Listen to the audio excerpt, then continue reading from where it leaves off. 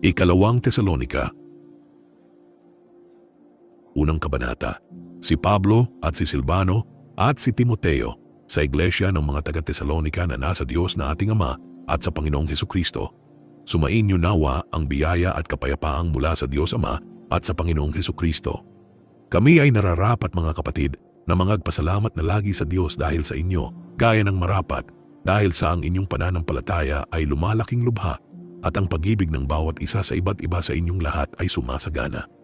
Ano pat kami sa aming sarili ay nangagkakapuri sa inyo sa mga iglesia ng Diyos dahil sa inyong pagtitiis at pananampalataya sa lahat ng mga pag-uusig sa inyo at sa mga kapighatiang inyong tinitiis.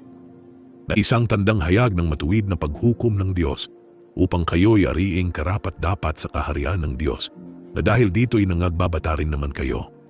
Kung isang bagay na matuwid sa Diyos na gantihin ng kapighatian ng mga pumipighati sa inyo, at kayong mga pinighati ay bigyang kasama namin ng kapahingahan sa pagpapakahayag ng Panginoong Hesus mula sa langit na kasama ang mga anghel ng kaniyang kapangyarihan na nasa nagniningas na apoy, na maghihiganti sa hindi nagsisikilala sa Diyos at sa kanila na hindi nagsisitalima sa Ebanghelyo ng ating Panginoong Hesus, na siyang tatanggap ng kaparusahan na walang hanggang kapahamakang mula sa harapan ng Panginoon at mula sa kaluwalhatian ng kaniyang kapangyarihan.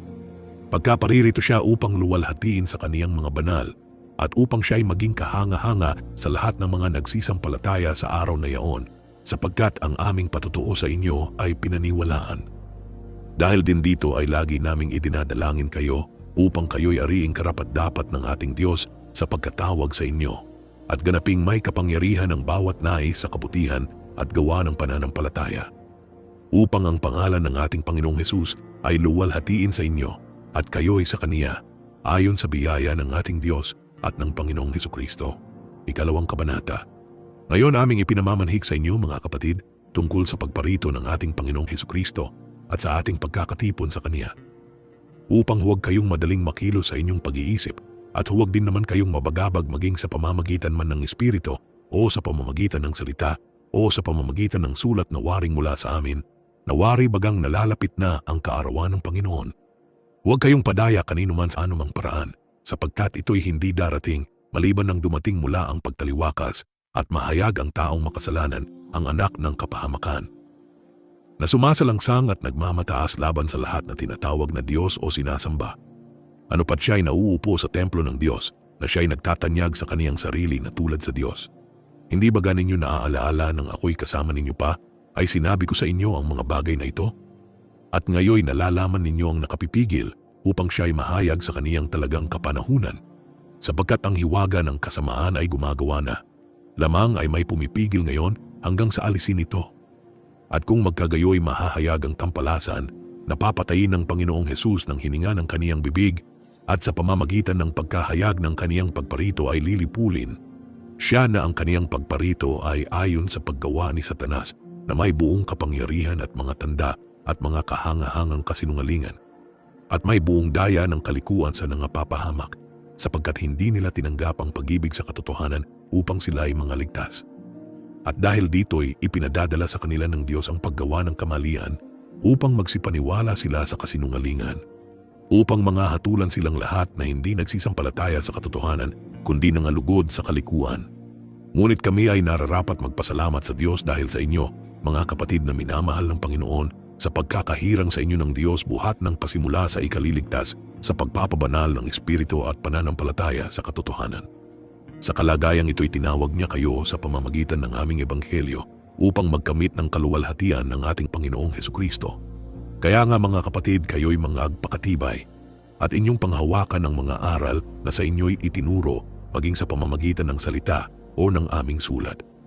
Ngayon ang ating Panginoong Hesukristo rin at ang Diyos na ating Ama na sa amin ay umibig at sa amin ay nagbigay ng walang hanggang kaaliwan at mabuting pag-asa sa pamamagitan ng biyaya, aliwin nawa ang inyong puso at patibayin kayo sa bawat mabuting gawa at salita. Ikatlong kabanata. Katapus-tapusan mga kapatid ay inyong idalangin kami upang ang salita ng Panginoon ay lumaganap at luwalhatiin nawa na gaya rin naman sa inyo, at upang kami ay mga ligtas sa mga taong walang katuwiran at masasama, sapagkat hindi lahat ay mayroong pananampalataya. Ngunit tapat ang Panginoon na magpapatibay sa inyo at sa inyo'y mag-iingat sa masama. At may pagkakatiwala kami sa Panginoon tungkol sa inyo na inyong ginagawa at gagawin naman ang mga bagay na aming iniuutos. At patnubayan nawa ng Panginoon ang inyong mga puso sa pag-ibig ng Diyos at sa pagtitiis ni Kristo. Aming inuutos nga sa inyo mga kapatid sa pangalan ng ating Panginoong Hesukristo na kayo'y magsihiwalay sa bawat kapatid na lumalakad ng walang kaayusan at hindi ayon sa aral na tinanggap nila sa amin. Sapagkat kayo rin ang nakakaalam kung paano kami ay inyong dapat tularan, sapagkat kami ay hindi nangagugali ng walang kaayusan sa inyo. Ninagsikain man kami ng walang bayad ng tinapay ng sinuman, kundi sa pagpapagal at sa pagdaramdam, na gumagawa gabit araw upang kami ay huwag maging pasanin sa kanino man sa inyo. Hindi dahil sa kami ay walang karapatan, kundi upang kami ay makakapagbigay sa inyo ng isang uliran, upang kami ay inyong tularan. Sapagkat noon pa mang kami ay kasama ninyo, ay aming iniutos ito sa inyo, kung ang sino man ay ayaw gumawa, ay huwag din namang kumain. Sapagkat aming nababalitaan ang ilan sa inyo na nagsisilakad ng walang kaayusan, na hindi man lamang nagsisigawa, kundi mga mapakialam sa mga bagay ng iba. Sa mga gayon nga ay aming iniuutos at ipinamamanhik sa Panginoong Hesukristo na sila'y magsigawang may katahimikan at magsikain ng kanilang sariling tinapay.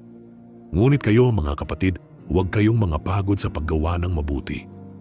At kung ang sinumay hindi tumalima sa aming salita sa pamamagitan ng sulat na ito, inyong tandaan ang taong yaon upang huwag kayong makisama sa kaniya nang siya'y mahiya.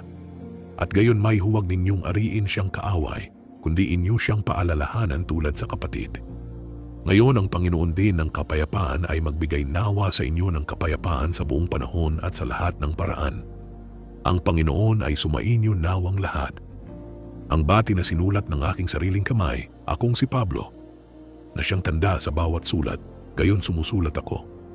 Ang biyaya ng ating Panginoong Hesukristo ay sumainyo nawang lahat.